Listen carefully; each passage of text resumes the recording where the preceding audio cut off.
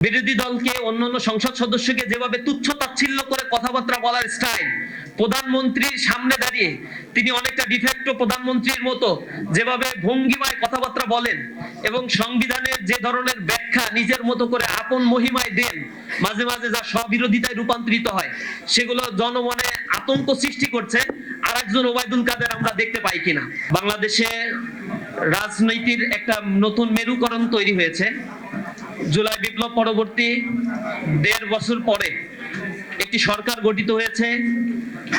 যদিও আমাদের প্রত্যাশা ছিল এই সরকারটি জনগণের রায় নিয়ে গঠিত হবে, কিন্তু ইলেকশন ইঞ্জিনিয়ারিং এর মধ্য দিয়ে বিভিন্ন জায়গায় পেশি শক্তি খাটিয়ে এবং তারা নানাভাবে প্রশাসনকে প্রভাবিত করে তারা ইলেকশন ইঞ্জিনিয়ারিং করে ক্ষমতায় এসেছে ব্রুট মেজরিটি নিয়ে। এরপরেই সংসদ অধিবেশনে আমরা তাদের কাছে প্রত্যাশা করেছিলাম একটি জনবান্ধব জন আকাঙ্ক্ষার একটি দেশ গড়ার জন্য সরকার এবং বিরোধী দল কাঁধে কাঁধ মিলিয়ে এই রাষ্ট্র গঠনের জন্য ভূমিকা রাখবে। জুলাই বিপ্লবে যারা ভূমিকা রেখেছিল, শহীদ হয়েছে, জীবন দিয়েছে, পঙ্গুত্ব বরণ করেছে, যে সকল ছাত্র নেতৃবৃন্দ এখানে ভূমিকা রেখেছিল, তাদের সাথে করে নিয়ে নতুন বাংলাদেশ গড়ার প্রয়াস তারা পাবে। কারণ তাদের রাজনৈতিক অধিকার দীর্ঘ সময় ধরে বঞ্চিত ছিল। তাদের প্রধান নেতা দেশের বাইরে দেশান্তরিত অবস্থায় ছিল।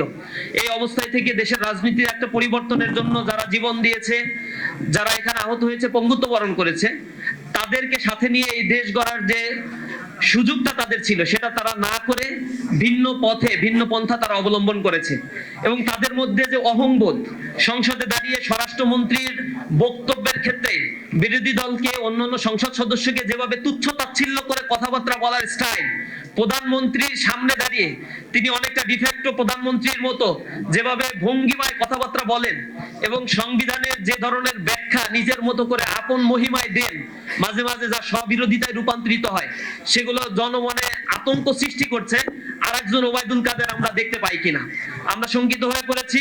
তারই প্রেক্ষাপটে আমরা গণভোটের এই যে জনসম্পৃক্ততা ছিল, প্রায় ৭০% মানুষ যে ভোটে রায় দিয়েছে, যারা ৫১% ভোট পেয়ে তারা সরকার গঠন করে ক্ষমতা পরিচালনা করছে, তাদের চাইতেও বেশি পাওয়ারফুল যেই ভোট, সেই ভোটকে তারা ডিনাই করার মতো সাহস তারা দেখাচ্ছে।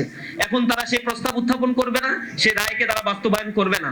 তারই প্রেক্ষাপটে ছাত্র সংগঠন হিসেবে, দায়িত্বশীল ছাত্র সংগঠন হিসেবে ইসলামী ছাত্র শিবির মনে করছে এই পরিস্থিতিতে মুখ বন্ধ করে থাকার কোনো সুযোগ নেই।